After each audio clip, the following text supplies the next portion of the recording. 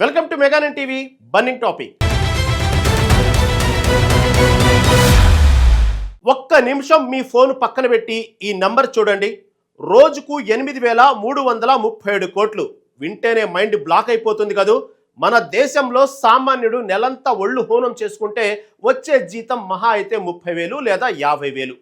కానీ మన గ్రహాంతరవాసి Elon Musk మాత్రం నిద్ర లేచి కప్పు టీ తాగి గ్లాస్ కింద పెట్టే లోపే ఒక చిన్న సైజు దేశపు బడ్జెట్ అంతా సంపాదిస్తున్నాడు. ఇది ఎలా సాధ్యం? అసలు ఈ కాగితాల సామ్రాజ్యం వెనుక ఉన్న అసలు రహస్యం ఏంటి? ఆ వివరాలు ఏంటో తెలుసుకోవాలంటే లెట్స్ వాచ్.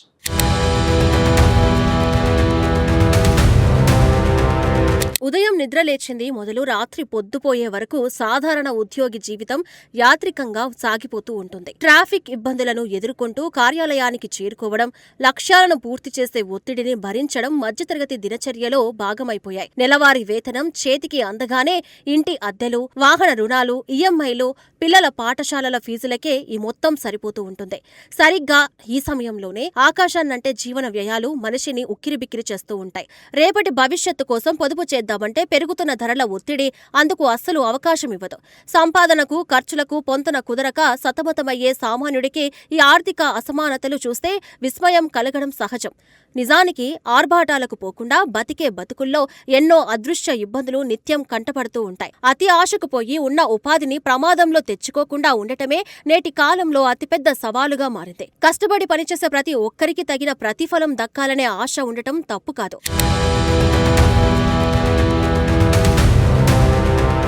మీరు ఉదయం లేచి ఒక కప్పు టీ తాగి ఆ టీ గ్లాస్ కింద పెట్టేలోపు మీరు ఎంత సంపాదిస్తారు? పోనీ నెలంతా ఆఫీస్లో ఒళ్ళు హూనం చేసుకుంటే వచ్చే జీతం ఎంత? 30,000, 50,000, 1,00,000? మహాప్రభో అనుకుంటే 1,00,000 రూపాయల. సరే, ఇప్పుడు మన గ్రహాంతరవాసి ఎలాన్ మస్క్ మావ రోజువారీ సంపాదన వింటే మీకు మైండ్ బ్లాక్ అవ్వడమే కాదు, మీ ఉద్యోగానికి ఆ జీతానికి దండం పెట్టాలనిపిస్తుంది. వెస్ట్ బ్రోకర్స్ వాళ్ళు తీసిన తాజా లెక్కల ప్రకారం మన మస్క్ భయ్య 2025 జులై నుంచి 2026 జులై మధ్యకాలంలో సాధించిన అభివృద్ధి ఎంతో తెలుసా? ఏకంగా $319.5 బిలియన్. అంటే రోజుకు సగటున ఆయన ఖాతాలో చేరింది అక్షరాల $875 మిలియన్. మన జాతీయ కరెన్సీలో చెప్పుకోవాలంటే రోజుకు సుమారు 8,337 కోట్లు. మనం బ్యాంక్ యాప్లో కరెంట్ బ్యాలెన్స్ చూసుకొని ఈ నెల గడిస్తే చాలురా దేవుడా అని దండం పెట్టుకుంటూ ఉంటుంటే మస్క్ మావ మాత్రం ప్రతిరోజు ఒక చిన్న సైజు దేశపు బడ్జెట్ అంత మొత్తాన్ని తన ఆస్తి ఖాతాలో వేసేసుకుంటున్నాడు. ప్రపంచవ్యాప్తంగా పారిశ్రామిక రంగంలో అగ్రగామిగా వెలుగొందుతున్న ఎలాన్ మస్క్ ఆర్థిక ప్రస్థానం ఊహకందనంత వేగంగా దూసుకుపోతుంది.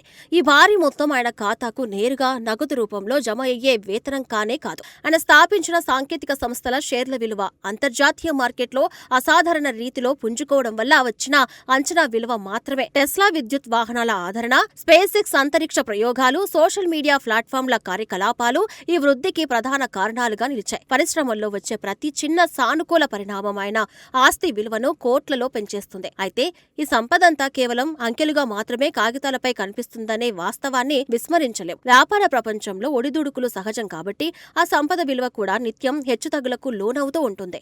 ఒకరిని చూసి మరొకరు అనవసరమైన పోటీకి వెళ్లకుండా ఎవరి దారి వారు చూసుకోవడం ఎప్పుడూ మంచిది.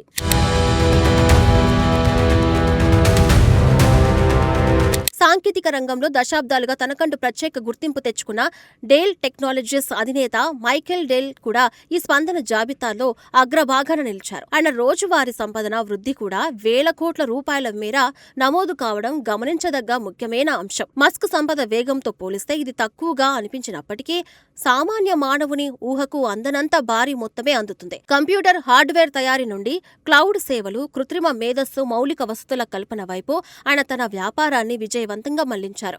మార్కెట్ అవసరాలను ముందే పసిగట్టి అడుగులు వేయడం వల్లనే ఇలాంటి దిగ్గజ వ్యాపారవేత్తలు తిరుగులేని విజయాలను సాధించగలుగుతున్నారు.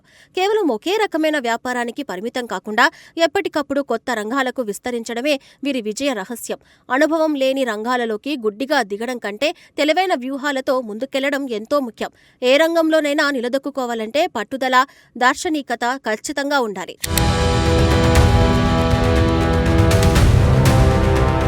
ఇది ఆయనకు నెల నెల వచ్చే కవర్ జీతం కాదు సుమా. టెస్లా, స్పేస్ ఎక్స్ కంపెనీల షేర్ల విలువ రాకెట్ కంటే వేగంగా పైకి లేవడం వల్ల పెరిగిన నికర సంపద లెక్క ఇదే. అంటే కాగితాల మీద సంపద అన్నమాట.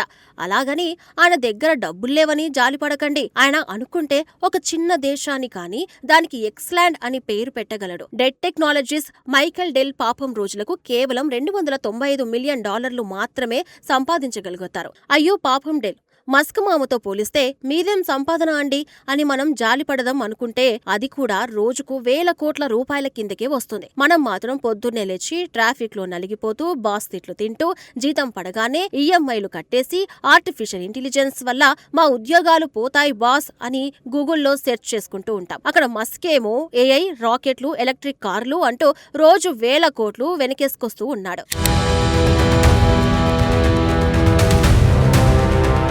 ప్రస్తుత డిజిటల్ యుగంలో కృత్రిమ మేధస్సు వేగంగా అభివృద్ధి చెందుతూ ఉండటం వల్ల మధ్యతరగతి ఉద్యోగాలలో తీవ్ర ఆందోళన నెలకొంది. తమ కొలువులు ఎక్కడ కనుమరుగవుతాయనే భయంతో గూగుల్ వేదికగా ఉద్యోగ భద్రత గుర్తించిన అన్వేషణ నిత్యం సాగుతూనే ఉన్నాయి. సాంకేతిక పరిజ్ఞానం మనుషుల శ్రమను తగ్గిస్తుందనే ఆనందం కంటే ఉపాధిని కోల్పోతామనే భయమే అందరినీ ఎక్కువగా వెంటాడుతుంది.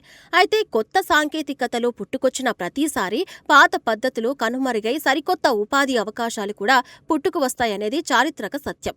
కాలంతో పాటు మారుతున్న నైపుణ్యాలను ఎప్పటికప్పుడు వంటబట్టించుకోవడం ద్వారా మాత్రమే ఈ పోటీ ప్రపంచంలో మనుగడ సాధ్యమవుతుంది. అవగాహన లేకుండా కొత్త మార్గాలను ఎంచుకోవడం వల్ల నష్టపోయే ప్రమాదం ఉంది. కాబట్టి నిపుణుల సలహాలు తీసుకోవడం మంచిదే.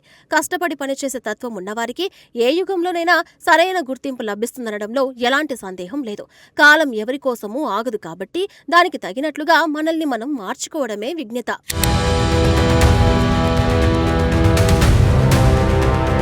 ఒకవైపు ఎలాన్ మస్క్ మనుషులను అంగారక గ్రహంపైకి తీసుకెళ్లే బృహత్ ప్రణాళికలతో అంతరిక్ష పరిశోధనలను వేగవంతం చేస్తూ ఉంటే, మరోవైపు సామాన్యులు నేల విడిచి సాము చేయాలని పరిస్థితుల్లో కొట్టుమిట్టులాడుతున్నారు. అంగారక యాత్రల గురించి శాస్త్రీయ చర్చలు జరుగుతున్న తరుణంలో ఇక్కడ భూమి మీద సామాన్యుడికి కనీస వసతులు కూడా భారంగా మారుతున్నాయి.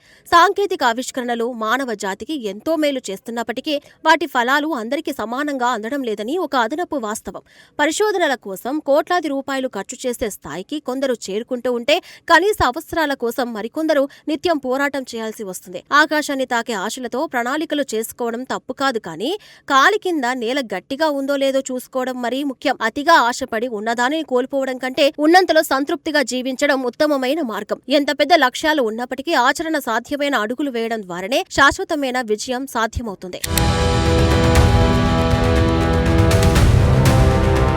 ప్రపంచవ్యాప్తంగా రోజుకు పెరిగిపోతున్న ఆర్థిక అసమానతలు సమాజంలో తీవ్ర చర్చకు దారితీస్తున్నాయి. ఒకరి సంపద నిమిషానికి వేల కోట్లలో పెరిగిపోతూ ఉంటే, మరొకరి పూట గడవని దుస్థితి చూస్తూ ఉంటే వ్యవస్థలో మార్పు రావాల్సిన అవసరం స్పష్టంగా కనిపిస్తుంది.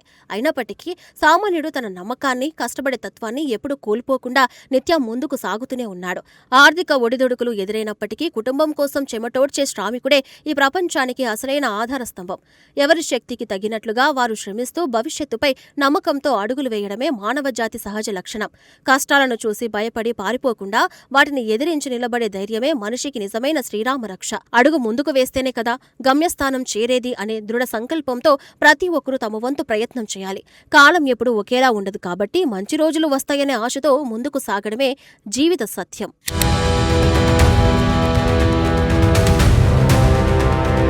చూశారుగా మస్క్ మాయాజాలం.